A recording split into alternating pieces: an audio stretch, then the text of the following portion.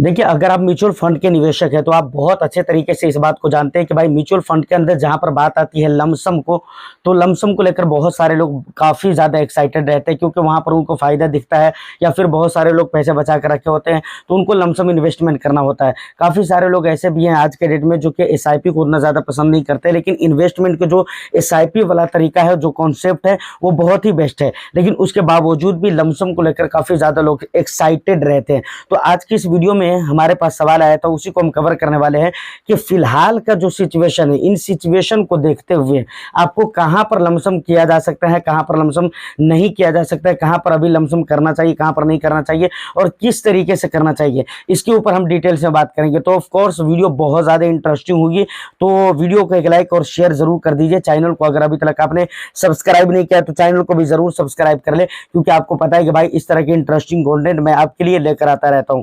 देखिए, ये चीज हमारे को कैसे पता चलता है कि लमसम हमारे को कब करना चाहिए और कैसे करना चाहिए, इस चीज का आइडिया लगता कैसे है। आप जो दूसरे के ऊपर निर्भर रहते हैं, डिपेंडेंट रहते हैं कि भाई कब लमसम करना है, कैसे लमसम करना है, तो इन चीजों का आखिर जिनके भी आप वीडियो देखते हैं या फिर जिनके भी आर्टिकल्स को आप रीड करते हैं, तो वो लोग इस बात को कैसे फाइंड आउट करते हैं कि भाई कैसे हमारे को लमसम करना हो, कब करना है। तो इसको जानने के लिए सबसे पहले वो क्या देखते हैं, वैल्यूएशन को देखते हैं। समझ रहे हैं ना, वैल्यूएशन कैसे चेक किया जाता है, चलिए उसको भी हम देख लेते हैं। और दूसरी बात, वहां पर हमारे को ये भी आइडिया मिल जाएगा कि कहां पर किस इंडेक्स के अंदर कितना ज्यादा वैल्यूएशन है, कहां पर कितना ज्यादा या कितना कम लमसम किया जा सकता है। हम उसको लाइव देखते हैं, फिर हम आगे की बातें करेंगे। चलिए, तो फाइनली हम आ चुके हैं अपनी मेन स्क्रीन के ऊपर। अब सबसे पहले कुछ मेन इंडाइसेस है जिसको हम सर्च करके देखते हैं। यहाँ पर सबसे पहले हम निफ्टी 50 को देखते हैं, ठीक है ना, निफ्टी 50 पी रेशियो, ठीक है ना, पी रेशियो। यहाँ पर मैंने क्लिक कर दिया, उसके बाद ये वाला वेबसाइट स्क्रीनर वाला आ जाता है, यहाँ पर आप क्लिक करेंगे, उसके बाद यहाँ पर स्क्रॉल करेंगे तो यहाँ पर आपको पी देखने को मिल जाएगा, ठीक है ना। अभी अगर देखें तो 21.8 है, ठीक है। तो अभी भी कुछ गिरावट की जरूरत है यहाँ पर, ठीक है। अब हम आगे बात करेंगे कि भाई यहाँ पर लमसम करने के लिए तरीका कौन सा होना चाहिए जो आपको अपनाना चाहिए, लेकिन अभी हम वैल्यूएशन देख रहे हैं कि किस इंडेक्स के अंदर कितनी ज्यादा वैल्यूएशन है। उसके बाद हम सर्च कर लेते हैं यहाँ पर निफ्टी 100, जो कि मिड कैप का जो है ना इंडेक्स होता है। उसके बाद यहाँ पर आपको आ जाता है Nifty 100 value and P ratio, इस पे आप क्लिक करेंगे। उसके बाद इसको स्क्रॉल करेंगे तो यहाँ पर आपको 21.7 इसका पी आपको दिख जाता है, ठीक है। यहाँ पर कितना वैल्यूएशन है, थोड़ा सा वैल्यूएशन अभी यहाँ पर है, ठीक है। तो ये चीज आपको यहाँ पर समझ में आ गया। इसके बाद फिर बैक चलेंगे, उसके बाद हम सर्च कर लेते हैं निफ्टी 500, ठीक है, निफ्टी 500, जो कि फ्लेक्सी कैप वगैरह के जो है इंडेक्स होते हैं। निफ्टी 500 आ गया, उसके बाद यहाँ पर क्लिक करेंगे इस वाले पहले वाले वेबसाइट पे। उसके बाद यहाँ पर इसका पी हमारे को दिख जाएगा 24 है, मतलब यहाँ पर तो और भी ज्यादा वैल्यूएशन है अभी निफ्टी 500 के अंदर, जो कि फ्लेक्सी कैप के इंडेक्स होते हैं। तो अगर आपको फ्लेक्सी कैप के अंदर निवेश करना है तो यहाँ पर अभी आपको सोच समझ कर निवेश करना है, और क्या सोच समझ कर निवेश करना है उसके ऊपर हम आगे चलकर बात कर रहे हैं, ठीक है, क्योंकि यहाँ पर काफी ज्यादा वैल्यूएशन है। उसके बाद अगर हम बात करें स्मॉल कैप की, ठीक है, तो स्मॉल कैप 250 आ जाता है। उसके बाद यहाँ पर क्लिक करेंगे, उसके बाद स्क्रॉल करके यहाँ पर जब आप आएंगे तो यहाँ पर देख सकते हैं 32.4 है। तो ऑफ कोर्स यहाँ पर भी वैल्यूएशन अभी भी बरकरार है, और अभी भी काफी हद तक के 2-3% तक के लगभग गिरावट की जरूरत है, तब जाकर ये अपने रीजनेबल प्राइस के ऊपर आ पाएगा। अभी भी वैल्यूएशन यानी स्मॉल कैप 250 के अंदर पाया जा रहा है, ठीक है। उसके बाद अगर हम देखें BSc small cap P ratio यहाँ पर आ गया। उसके बाद यहाँ पर हम क्लिक करेंगे, क्लिक करने के बाद ये वाला वेबसाइट आ जाता है। उसके बाद यहाँ पर आप 31.1 है, तो यहाँ पर भी वैल्यूएशन अभी भी है, यानी स्मॉल कैप और मिड कैप के अंदर अभी भी खास तौर से वैल्यूएशन है। फ्लेक्सी कैप के अंदर भी वैल्यूएशन है, लार्ज कैप के अंदर भी वैल्यूएशन है, लेकिन वहां पर बहुत कम है, बहुत कम। वहां पर चल सकता है, ठीक है, अभी भी चल सकता है। लेकिन अगर हम बात करें फ्लेक्सी कैप, मिड कैप या स्मॉल कैप की, तो यहाँ पर जो वैल्यूएशन आपको नजर आ रहा है ये चलने के लायक नहीं है। और यहाँ पर अगर आपको लमसम करना है तो आप किस तरीके से कर सकते हैं, चलिए अब उसको हम जानते हैं।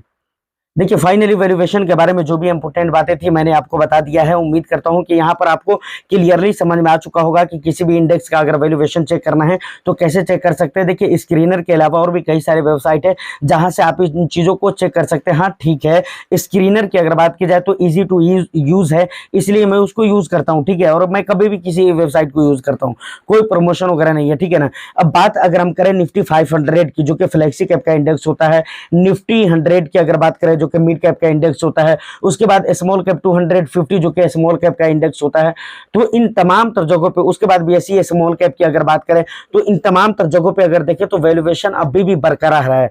और ये वैल्यूएशन जितना अभी, बहुत सारे लोग ये भी कह सकते हैं कि भाई इतना वैल्यूएशन आज से नहीं है। बिल्कुल सही बात है, ये आज से नहीं है। या फिर आपको ऐसा लग रहा है कि ये कोई खास वैल्यूएशन नहीं है, तो ये भी मैं आपको बताना चाहूंगा कि जब ये खास वैल्यूएशन नहीं है तो ये खत्म क्यों नहीं होता।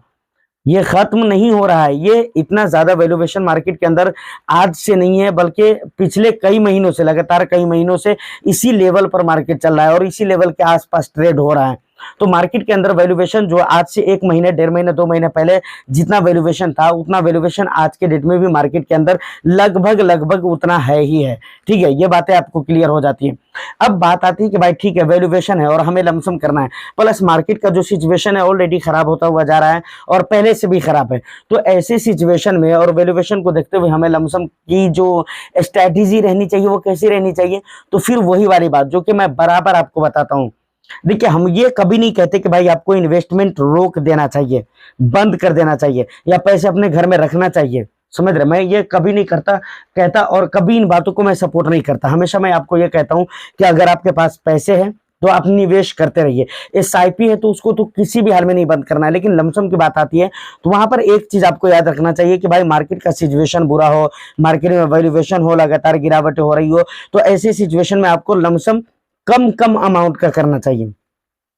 कम कम अमाउंट का क्यों करना चाहिए, इसका दो फायदा है। सबसे पहला फायदा तो यह है कि मार्केट के मल्टीपल लेवल्स पे आपके इन्वेस्टमेंट होंगे जिसका फायदा आपको फ्यूचर में बहुत ज्यादा देखने को मिलेगा, बहुत ज्यादा देखने को मिलेगा। दूसरी बात की अगर मैं बात करूं तो दूसरी बात और दूसरा मेन पॉइंट ये होता है, इसके पीछे का रीजन ये होता है कि भाई जब कम कम का लमसम आप करेंगे ना तो आपके पास पैसे भी रहेंगे, लमसम भी होता रहेगा। कई मरतबा क्या होता है ना कि लोग शुरू के टाइम पर ही थोड़ी बहुत गिरावट पर वो अपने पूरे पूरे कैपिटल को निवेश कर देते हैं, पूरे पूरे पैसे को निवेश कर देते हैं। बाद में जाकर जब मार्केट के अंदर और भी ज्यादा गिरावट होती है तो उनको लगता है कि भाई अब तो हमारे पास पैसे ही नहीं बचे हैं, तो अब लमसम क्या करना है। प्लस जो हमने ऑलरेडी पहले पूरा पैसा निवेश कर दिया उसमें जो गिरावट हो रही है तो गिरावट भी तो ज्यादा होगी ना परसेंटेज वाइज। मानकर चलिए अगर आपने किसी स्कीम के अंदर 5,000 रुपया निवेश किया और मैंने उसी स्कीम के अंदर 1,000 रुपया निवेश किया, अब उसमें 1% की गिरावट हो गई तो आपकी पोर्टफोलियो में 5,000 का 1% गिरावट हुआ। मैं क्या बोल रहा हूं बात को समझिएगा, पॉइंट की बात है। मैं आपकी पोर्टफोलियो में आपने 5,000 रुपया एक स्कीम के अंदर लगाया, उसी में मैं 1,000 रुपया लगाया, तो और उसमें 1% की अगर गिरावट होती है तो आपकी पोर्टफोलियो में यानी आपकी स्कीम में 5,000 का 1% जो कि आपको लॉस हुआ और हमारे को 1,000 का 1% लॉस हुआ जो कि सिर्फ 10 रुपये होते हैं। ठीक है, तो इसीलिए मैं ये कहता हूं भाई कि आप लमसम जब करिए तो थोड़ा थोड़ा करके रखिए, दो फायदा होगा। थोड़ा थोड़ा करके निवेश करने से पैसे भी आपके पास बचे रहेंगे और दूसरी बात है मल्टीपल लेवल्स पे आपके निवेश भी हो जाएंगे। गिरावट की अगर बात करें तो भाई ये गिरावट कब तक रह सकती है तो इसका कोई भरोसा नहीं है। एटलीस्ट आपको इतना तो इंतजार करना ही पड़ेगा कि आने वाले क्वार्टर तक आ जाए। ठीक है, आने वाले क्वार्टर तक अगर सारी चीजें ठीक ठाक हो जाती है तो उसके बाद हम ये एक्सपेक्ट कर सकते हैं कि मार्केट के अंदर अब तेजी आ सकती है या अब एक मूवमेंट जो है पॉजिटिविटी वाला क्रिएट हो सकता है, सेंटिमेंट क्रिएट हो सकता है। फिलहाल तो ऐसा कुछ भी नहीं है, नए नए प्रॉब्लम देखने को मिल रहे हैं। आपको पता होगा अगर आप बराबर वीडियो को देख रहे हैं तो परसों तरसों ही मैं आपको नेपाल के बारे में बताया हुआ था।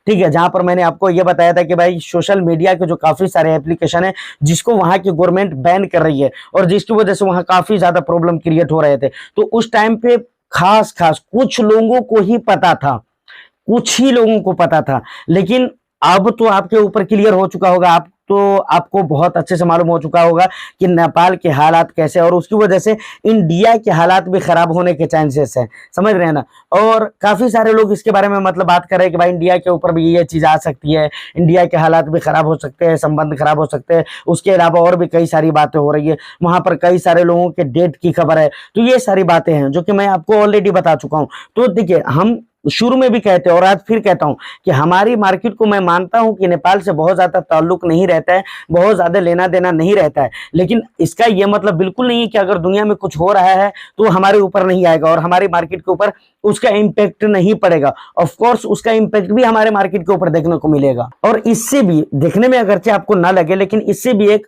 नेगेटिव सेंटीमेंट क्रिएट होगा। तो यहां तक वीडियो में अगर आप पहुंच चुके हैं तो आपको पता चल चुका होगा कि भाई आपको लमसम कैसे करना है, मतलब थोड़ा थोड़ा करके करना है, कब करना है ये चीज आपको पता ही है कि भाई वैल्यूएशन कम हो तो आपको लमसम करना है, या नहीं तो वैल्यूएशन है मार्केट के अंदर तो वहां पर अगर 1-1.5% की गिरावट होती है, एटलीस्ट करीब 1% की गिरावट तक अगर होती है तो आपको कुछ ना कुछ पैसे निवेश करना है। ठीक है, कब करना है ये भी आपको मैंने बता दिया और कैसे करना है ये भी मैंने आपको बता दिया है। बाकी एक बात और भी कहूंगा जो कि बराबर कहता हूं, देखिए लॉन्ग टर्म के लिए ही इन्वेस्टिंग अच्छी होती है। अगर आप बहुत शॉर्ट टर्म में अगर बहुत बड़ा कैपिटल तैयार करना चाहते हैं तो मुझे लगता है कि ये सिर्फ पैसे गंवाने के बारे में सोचना हुआ, और अपने पैसे को गंवाने के बारे में खुद से आप सोच रहे हैं, इसका यही मतलब होता है। तो बहुत जल्दी में कुछ नहीं होता। हाँ, अगर किसी को बन जाता है तो ये बाई लक होता है, ठीक है ना। और कहते हैं ना स्टॉक मार्केट बाई लक है, इक्विटी मार्केट बाई लक है, तो शॉर्ट ड्यूरेशन में आपके पैसे बन जा रहे हैं तो बाई लक ही बन रहे हैं, ठीक है ना। लेकिन लॉन्ग ड्यूरेशन के हिसाब से अगर आप देखते हैं और सोचते हैं तो वो बाई लक नहीं होता है, लॉन्ग ड्यूरेशन में पैसे बनते ही बनते हैं। उम्मीद करता हूं कि इन्फॉर्मेशन और वीडियो आपको अच्छी लगी हो तो बस एक लाइक कर दीजिए। आपका कुछ भी वैल्यूएबल सवाल हो, क्वेश्चंस हो, फीडबैक हो, आप मुझे कमेंट सेक्शन में जरूर बताइए। मैं फिर मिलता हूं किसी नेक्स्ट एंड इंटरेस्टिंग वीडियो में, जब तक के लिए all the best. Thank you for watching.